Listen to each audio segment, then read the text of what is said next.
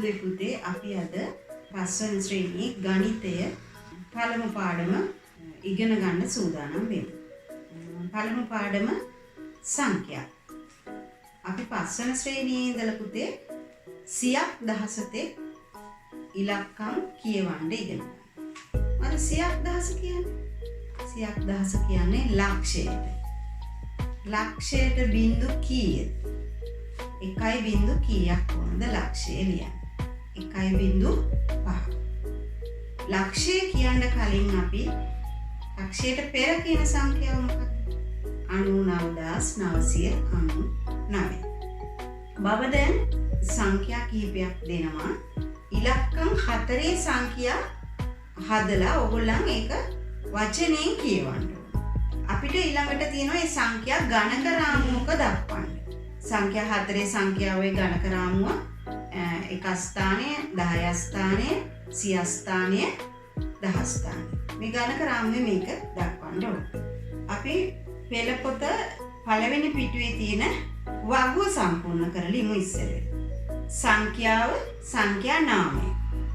සංඛ්‍යාව 6528 2430 3100 5060 1008 9015.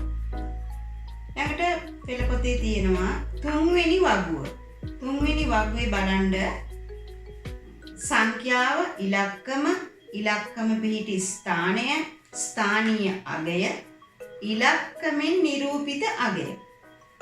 සංඛ්‍යාව බලන්න 2348. ඉලක්කම 2. මේ ඉලක්කම පිහිටි ස්ථානය මොකද්ද? 2 ඉලක්කම පිහිටි ස්ථානය. 10 ස්ථානය. ස්ථානීය අගය 1000. ඉලක්කමෙන් නිරූපිත අගය 10 ස්ථානයේ දෙකක් තියෙනකොට අගය වෙන්නේ 2000. 1000 2ක්. 1000 2ක් 2000. ඊළඟට බලන්න 6572 යොදාගෙන තියෙන ඉලක්කම 6. ස්ථානීය අගය 1000යි, නිරූපිත අගය 6000යි. 5024. 4 තියෙන්නේ එක ස්ථානයේ. ස්ථානීය අගය 4යි. ඉලක්කමෙන් නිරූපණය වෙන්නේ එක ස්ථානයේ 4ක් තියෙනකොට කීයද? 4යි. ඊළඟ එක 8700.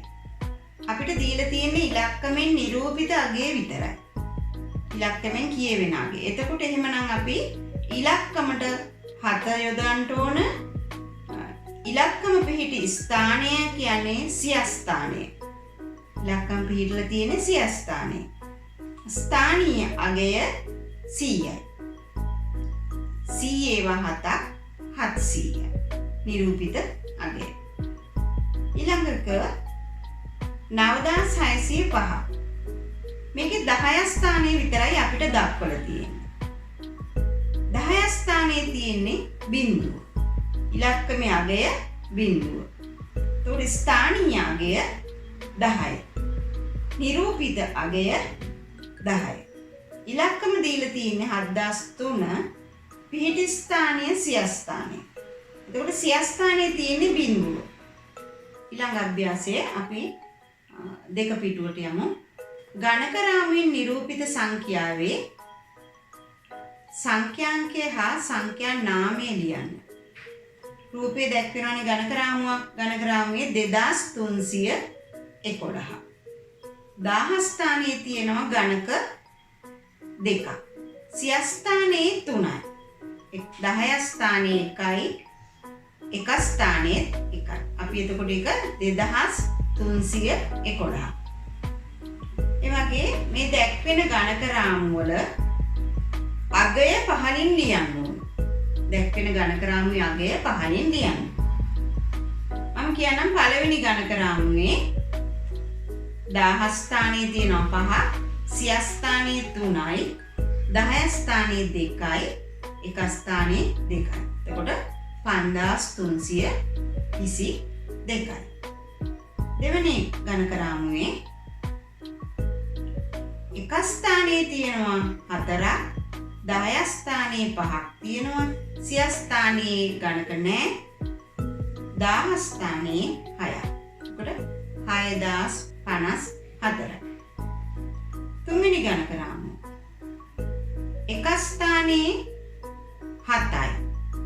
10 ස්ථානයේ නැහැ, 100 ස්ථානයේ නැහැ. බිඳු.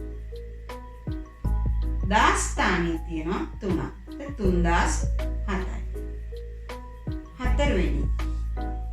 එක ස්ථානයේ නැහැ, බිඳුවයි. 10 ස්ථානයේ 8ක් තියෙනවා, 100 ස්ථානයේ බිඳුවයි, 10 ස්ථානයේ 1යි. 1080යි. පස්වෙනි ගණක රාමුව. එක ස්ථානයේ නැහැ, 10 ස්ථානයේ නැහැ, 100 ස්ථානයේ නැහැ. 10 ස්ථානයේ තියෙනවා 6ක්. එතකොට 10 ස්ථානයේ 6ක් කියන්නේ 6000යි. හයවෙනි ගණක රාමුව. එක ස්ථානයේ 4යි, 10 ස්ථානයේ නැහැ, 100 ස්ථානයේ නැහැ, 10 ස්ථානයේ 4යි. එතකොට 4004යි. ඊළඟට අපි සංඛ්‍යා විහිදුවා ලියන්න ඉගෙනගමු. බලන්න පෙළ පොතේ 3 වෙනි පිටුවේ පළවෙනි උදාහරණය බලන්න. 4031. අපි 4031 විහිදුවා ලියන හැටි. ඔන්න 10 ස්ථානයේ 4000යි. 100 ස්ථානයේ බිඳුවයි. 100 ස්ථානයේ මොනවත් නැහැ. 10 ස්ථානයේ 3යි. 3යි කියන්නේ 10 ඒවා 3ක් කියන්නේ 30යි. එක ස්ථානයේ 1යි. ඔන්න 4031 විහිදුවා ලියනවා. 7658.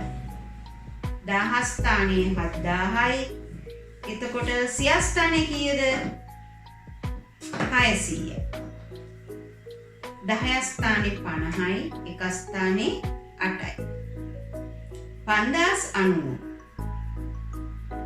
10 ස්ථානයේ 5000යි. 100 ස්ථානයේ බිඳුවයි. එතන බිඳුව අපි දෙකක් දාන්න ඕනේ.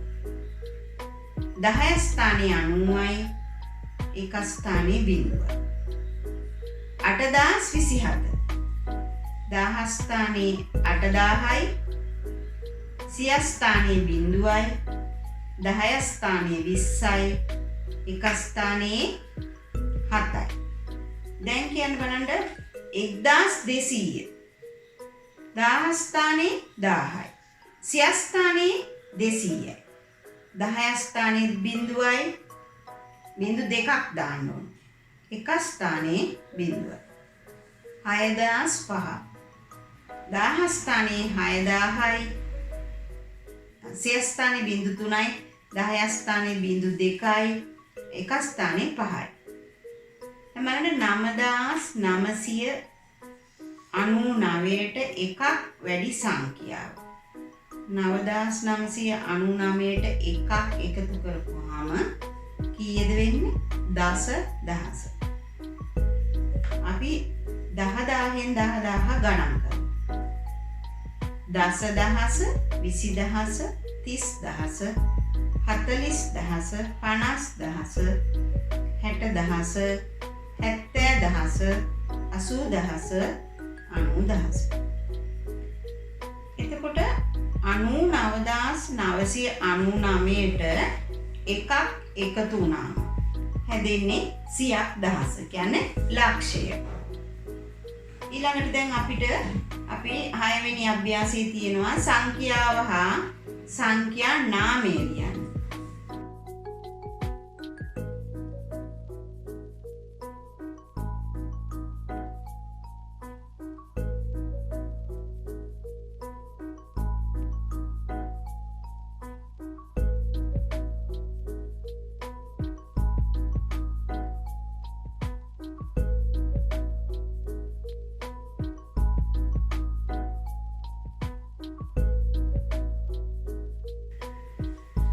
පෙළ පොතේ 4 වෙනි පිටුව පෙරලා ගන්න. සංඛ්‍යා නාමයට අදාළ සංඛ්‍යාංකය ලියන්න. සංඛ්‍යා නාමයේ දීලා තියෙනවා අපි සංඛ්‍යාංකය. ඉලක්කම් ටික අපි ලියන්න ඕන. 72,932. 72,932.